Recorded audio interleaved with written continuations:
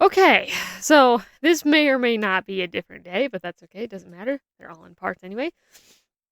So the next part I wanted to talk about with the Jurassic World Rebirth was the filmography and the world building. So that's a big part in your movie is your world building, unless it takes place on boring Earth terms, like it's some sort of rom com or something like that. But like world building and filmography does a lot for that. And this is something that I kind of did want to talk about with the dinosaur section, like the dinosaurs, because it actually did help a lot. Because like I thought personally that the dinosaurs in Rebirth were actually really cool, and one of the reasons why is because of how they were filmed. How you film stuff matters, like everything, right? That matters a lot. And the way this film was filmed, it was filmed very much, and I don't know what to call it, but it's like it instantly reminded me of Godzilla 2014. And if you've ever seen that movie, it's like every shot where you see the monsters um is from a human's perspective.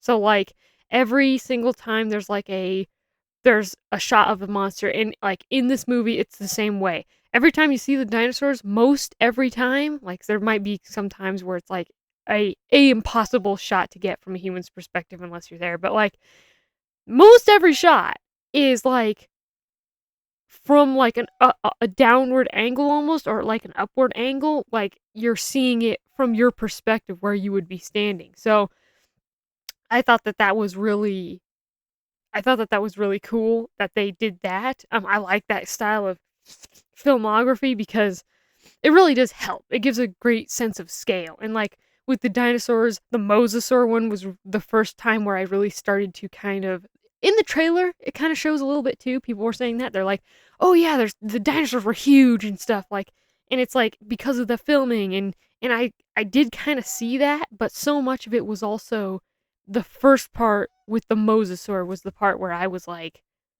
wow, that actually looks really cool. And like the mosasaur part, if you've seen the dinosaur part of my review, is my favorite part. The mosasaur part with the Spinosaurus and everything. Great. Awesome, honestly. Freaking great. Um and it's like so it really it's just like the filmography did a lot for this film, and like but the only problem is that the world building wasn't so well done. And that sucks because the filmography was done so well. So like um yeah. So for one, I mentioned this in my characters part of the review, but like if your characters aren't interesting, you're not going to care about the world. So that was a big thing. It was like I used a example was Avatar, where it's like the world building in that movie is really cool, but it's like you don't care about the characters, so it doesn't nothing matters. And in this movie, it felt very much the same thing. And I didn't really know if to put that in the character category or this category, but I'm putting it in this category because if I just talked about the filmography, there wouldn't really be too much to make a separate video on. And I try to make these videos at least 30 minutes, um, or else it's just not worth it. So yeah, the filmography was great. Like for example, the mosasaur scene. Every time you see the mosasaur, it's like you're seeing the waves, and then you see the body come up of the waves, and you don't really see much else until she actually pops her head up and everything like that. So like that was really good. And like in on a couple moments where you do actually get like an up shot, it's right next to the gal. So the gal that gets eaten by the Spinosaurus, like I said in my dinosaur or character review, um, whichever review that was in, I mentioned that there was another crewmate, a female crewmate who gets eaten by a Spinosaurus. That lady, she happens to be up on like the top platform of the boat, of the ship. And every time we do get an upward shot of the mosasaur, it's like from right over her shoulder. So it's even from a upwards perspective, they still gave almost a realistic way that shot could be seen from a human's perspective. Like she's up on the top deck. Of course she can see it from up there. That's what we're seeing is what she's seeing from that perspective up on the top of the ship. And, like, I thought that that was really cool. Like, almost all the shots in this movie and the dinosaurs look amazing because of it. Like, and that's really the shame of this film in a way is that it had so much going for it, and yet it kind of dropped the ball. I mean, I guess this is basically the same review I just did with the 28 years later thing where it's like it had so much good going for it, like, and that's saying a lot from a lot of movies like, I don't know, the How to Train Your Dragon remake that I watched a couple weeks back too, where it was just like a giant steaming pile of shit, and, like, there's almost nothing redeemable about it except the fact that it's a remake of a really good movie. But I'll get to that, I might make a separate review on that just because How to Train Your Dragon is one of my favorite animated flicks, and that's the only remake I think I've ever seen other than the Maleficent remake, which do you even consider it that? It doesn't matter. Anyways, the like this movie had a lot good going for it. I do like the plot, like I said with the plot part of the video, the plot episode. It's a plot that we're familiar with, and I didn't really realize it until like halfway through the movie, but I was like, this is actually reminds me of something, and it reminded me of I was thinking of the second um book. The second Michael Crichton book is that plot where it's like they're trying to find something, they're trying to find a cure to something, and the dinosaurs are like the secret to that cure, and they're trying to do stuff. It has a lot to do with dogs and him being like, oh, like there's dinosaurs now, and we can use this to get money, and via experimenting on them, or like human trials, but without the humans, you know. So, like, there's a whole thing there where I was like, "Oh, this is a familiar plot," so that was kinda good. Again, the dinosaurs designs themselves were awesome enough, then to add a filmography where it's like, it makes them have presence, it makes them have scale, unlike so many other movies where it's like, there's scenes that are from, like, impossible shots, you know, where it's, like, really up close with the dinosaurs and or, like, there's that one scene in Jurassic World, I'm just speaking off the top of my head here, but there's one scene in Jurassic World where the Indominus Rex is in the old Jurassic Park, um, building, and we get to see her roar even though no one's standing there, like, Owen and Claire run out of there. The only thing that that scene was for the audience because it's like, "Oh, it's a callback to the original Jurassic Park," which I thought is well done. Like, I might do a separate video on Jurassic World alone because I think it's a really great film, even if it has a lot of problems with it. It's one of my favorites. Um, and like, but like that scene is a good example of like where Rebirth stepped up the filmography game, where it's like in Jurassic World, there's no part of that scene that's relevant other than being like, it's a callback. And then while Indy, the Indominus Rex, she's in the Jurassic Park old place, she's roaring, doing the whole callback thing, and then she hears the helicopters up above. And we get this shot. Hold on one second. It's my dog. Dog? Okay, maybe he's fine. I don't know. Thought I heard something. Anyway, there's this really weird shot of the above the Indominus Rex, and then you see her head come up, where she's realizing that there's helicopters above her, and like I do like that scene because it like shows that she's like, you know, I love the Indominus Rex, like she's kick ass, and like but like her looking up there is like an impossible shot in that way. Like again, I'm speaking off the top of my head. There's probably a better example of like a part or a scene or a shot where it's like it's not accomplishable by like just a human standing there. They can't be but it doesn't matter. That was just a really part of the film. Good part of the film was the filmography. It was just really good. The Titanosaurus was especially great. The Titanosaurus felt very large. Even the Quetzalcoatl scene was a one that was just a little bit. That one was where the filmography really had no choice. Like, there's a lot of shots in the Quetzalcoatl scene where they're stealing the eggs, the juice from the eggs, where it's like, it's from away from the cliff, you know, basically just standing in the air away from the cliff, watching the Quetzalcoatlus in there or climbing up the mountain and everything. That was the only part where it was like, okay, the filmography really has nowhere else to go. Like, what are they going to do? Every shot's going to be like from the side of the mountain where a human could be like climbing.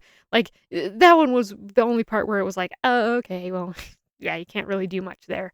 But otherwise, there was a lot that was just like very much from a human's perspective, which gave this dinosaurs a very nice sense of scale that felt very good. The Tyrannos- the Tyrannosaurus Rex in the river raft scene was really good because of that sense of scale, where it was like, no, and that's why I really don't have a problem saying that the Tyrannosaurus Rex was really good, even though it wasn't changed all that much. Like the Quetzalcoatlus looked very different. The Titanosaurus looked very different from any sauropod we'd seen. The Quetzalcoatlus looked very different from any pterosaur we've seen just in the Jurassic Park series, right? And like the D-Rex, obviously very different. Um, uh, yeah, there was just even the Mosasaur, very different from what we had seen in Jurassic World. But like the T-Rex was the only one that really wasn't, and they did that specifically so that they could be like, oh, this is the river raft scene from Jurassic Park because everyone loved that scene, and it's like, okay, but I really don't have too much of a problem of it because it's from a perspective that we'd never really seen the T-Rex before, and it's this filmography style that has never been seen, and like she looks awesome. Like the T-Rex looks great, fantastic in that scene. It just looks really great. There's only one scene or two scenes there where it really does show the Tyrannosaurus Rex getting in the water and like the boat's like here and you can see her swimming around the water a little bit. And it's like that's the only part where it's like okay, yeah, no, only a helicopter, like only an actual filmography team in a film studio could get that shot, right? Like that was the only time, but otherwise, like I said with the dinosaur chapter of this review, the part where Rexy, the T-Rex rolls over, we're seeing that from right over the daughter's shoulder as she's seeing it. So it looks really freaking cool and very terrifying at the same time. So the filmography was great. But the second part of this specific episode is the world building, and I put those two in because it was very much wasted potential. It was very much wasted potential because it's a great filmography, but the world building just wasn't. There's so many things that you could have done with this with an island that just bore dinosaurs on it, um, and it just wasn't really there. I feel like Jurassic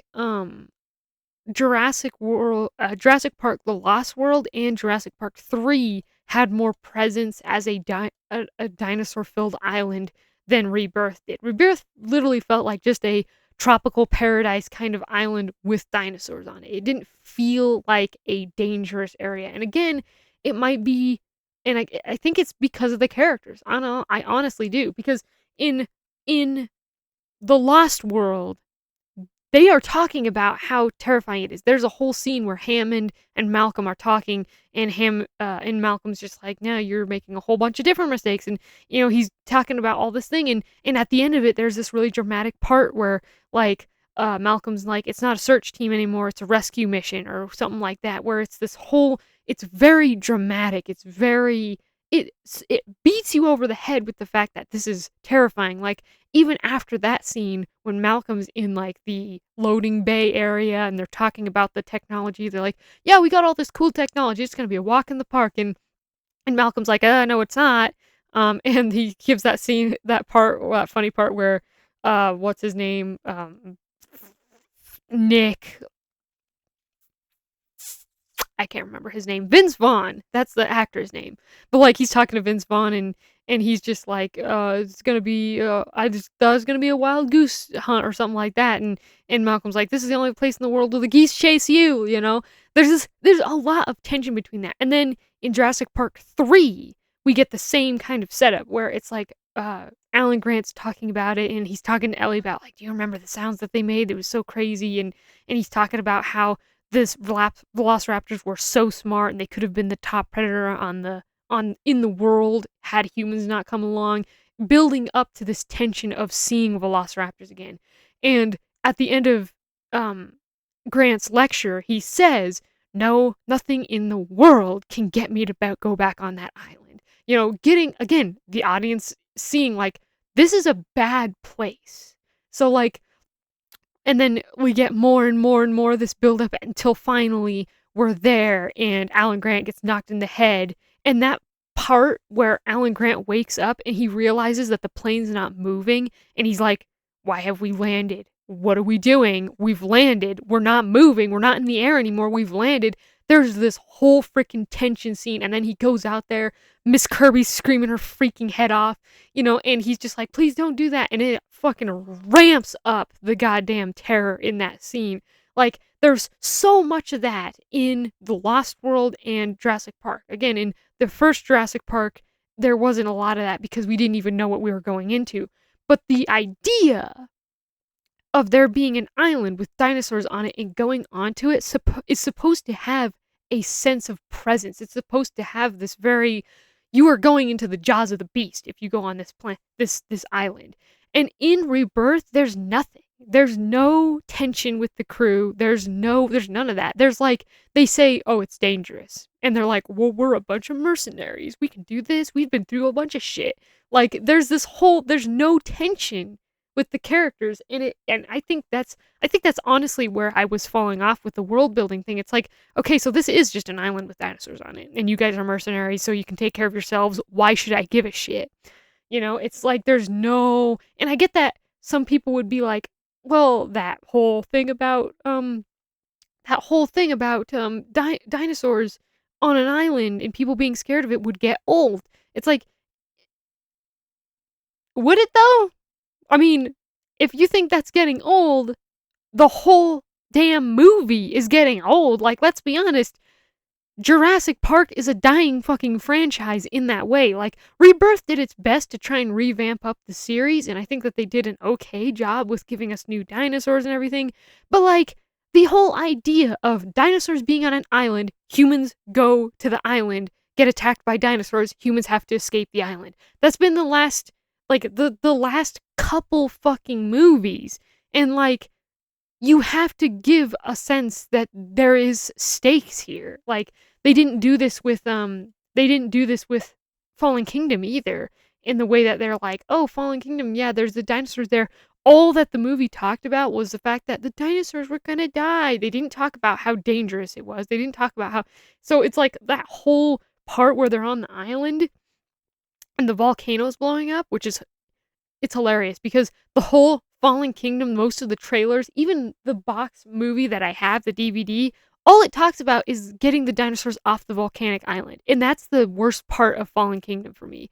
The best part is when they actually get kidnapped and they go to the auction thing and we see all the rich people auctioning and then we get the Indoraptor parts. Like, those are the best parts because it actually has buildup. Again, like I said previously with the D-Rex thing, why I didn't like the D-Rex was that it had no buildup. Buildup is important. Like, buildup is so important. And, like, the fact that they had no buildup in Fallen Kingdom either, where it's like all they talked about was like getting the dinosaurs safe. They didn't talk about safety themselves. So the whole island part of Fallen Kingdom is just a big giant steaming turd because it's like there's nothing going on. It's like, okay, it's all it is a prelude to the coming auction thing. Like, that's the whole reason they even want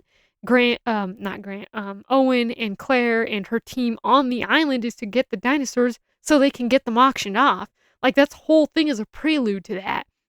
And there's just no, it's just so boring. Like, if I had to, whenever I watch Fallen Kingdom, I almost have the feeling to just skip that whole part till they get kidnapped and the auction thing starts happening because the rest of it is just like nothing. I didn't feel anything with it. It's just not like I can go on and on about Fallen Kingdom, dude. I really can. Some of the reasons why it's actually a pretty okay film to some of the reasons why it's absolute trash. Not Dominion levels of trash, mind you, but it's trash. And all the missed opportunities that I saw in Fallen Kingdom, and I hate missed opportunities because, again, I'm trying to be a writer, my mind fucking starts going, and I just think of all the crazy cool shit that they could have done in that movie, and, like, they didn't. And this is the same thing, where it's like, okay, so this is I don't know how many years since the Jurassic World incident, but it's been long enough that people have assumed that dinosaurs are dying out because they can't live anywhere but near the equator, right? And like the fact that this is a whole different thing of dinosaurs. And again, all they really had to do with the world building here to make it a lot more terrifying is just set up the D-Rex, right? Is it deformed D-Rex? Did like all that's all they had to do is set up that the D-Rex was a threat. And that would have made everything, because every dinosaur we came across, every scary part in this movie, we could have been like, is that the D-Rex? Is that the D-Rex? Like then the movie would have presence, but it doesn't. Like they don't hype up the dinosaurs at all. The only part where it's kind of like they're insinuating that it's pretty dangerous is when they're in the museum and Henry the nerd character is talking about the dinosaurs that they need, and it's showing these really cool shots of the skeletons, the skeleton of the Titanosaurus, the skeleton of the Quetzalcoatlus, and just the skull of the Mosasaurus, where it's like, that was okay, that was pretty good, where I'm like, as an audience member, I'm like, ooh, these are the dinosaurs that we're gonna have to be hunting and getting their blood. This is gonna be kind of crazy.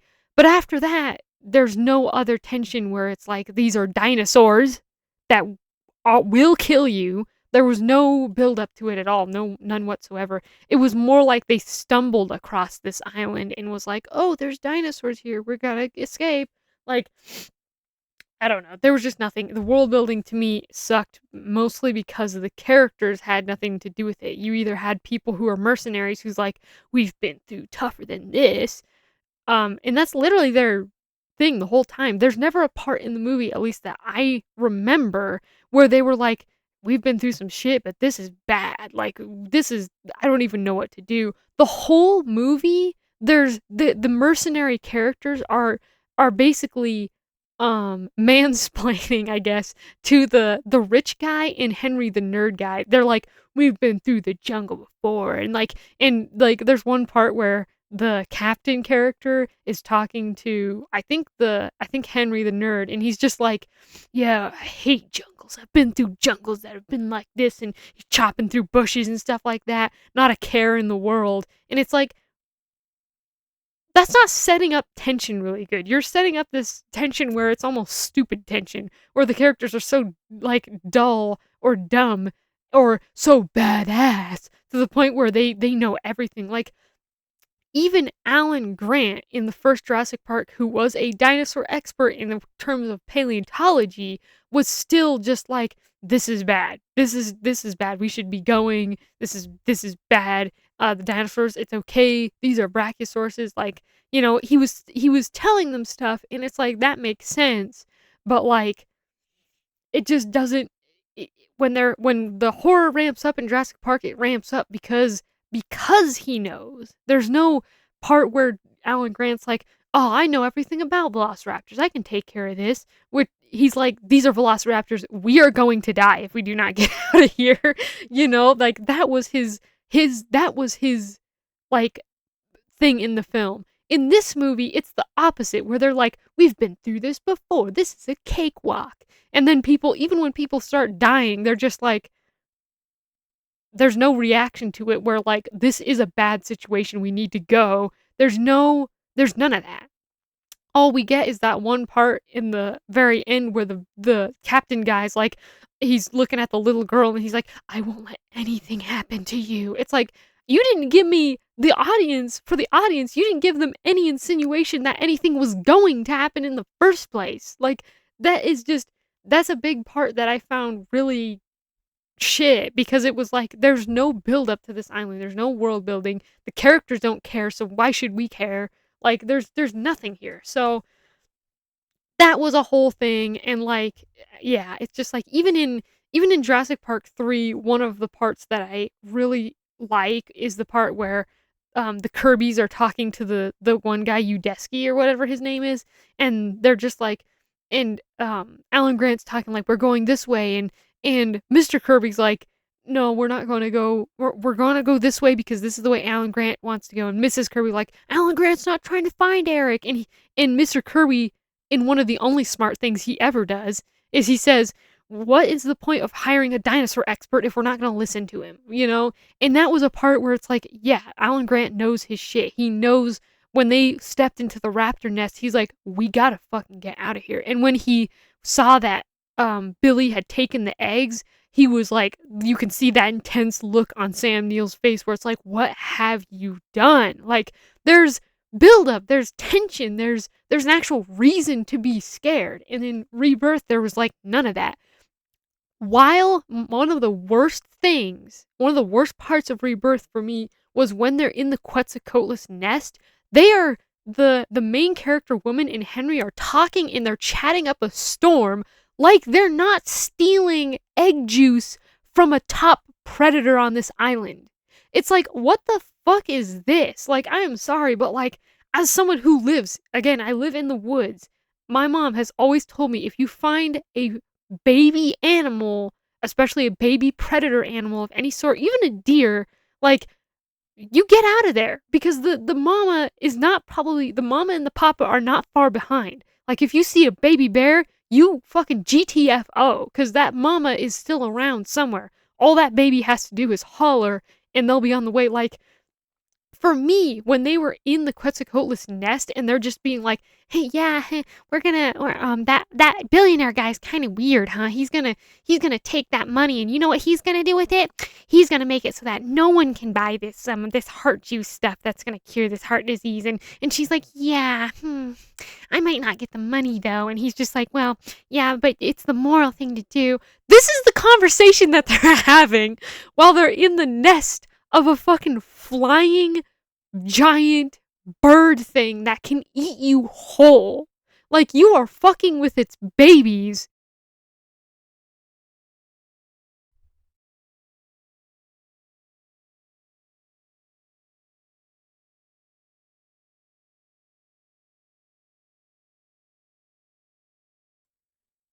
Okay, my microphone just, like, muted for no reason, just...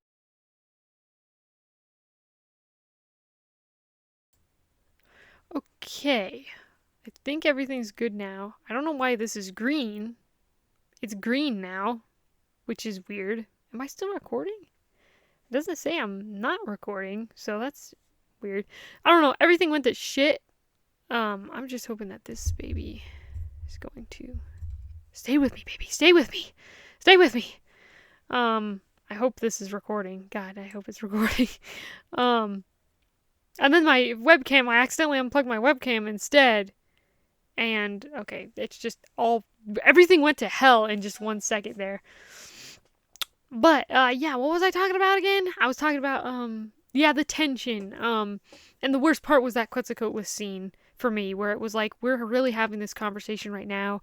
You couldn't have them camping out one night, and had this conversation, right? Like, you have to have this conversation. There's no tension here. There's no tension where they're trying to be careful. There's no tension where they're trying to be. There's just nothing, and like that really hurt the world building for me. That was really kind of all I had for this segment anyway. So it's kind of funny that everything went to shit just a second before I had to. But like, yeah, it was just really, really odd to me that like there was no tension, and of course that hurt the world building by a wide margin in my eyes, where it was just like, why, what are we doing, like, and it just really hurt. Like, again, all they really had to do to fix this in my eyes is like kind of ramp up the D-Rex at least a little bit more. They could be like, "Oh no, we're dinosaur experts, like we've done dinosaur exploits before." And it's like, okay, so they are professionals. And then be like, "But there is one dinosaur that we know nothing about, and it's this mutant T-Rex, and like if you get caught with that thing, good luck, we don't know what to do about that thing," where it's like, give us something, give us some kind of reason to be scared, and that would have helped the world building. But that was it for the filmography and the world building. That's kind of all I had, I think. Yeah, the world itself was just kind of meh, and I think so much of that was the characters not caring, and it's just like, it just kind of does kind of suck, but you know what, is what it is. Didn't expect a perfect movie. This is the, seventh Jurassic Park film? Getting a bit excessive, huh? I mean, it's not like Marvel. Marvel's got like a ton, but like, I mean, that's a lot. So, okay, that was it for that segment.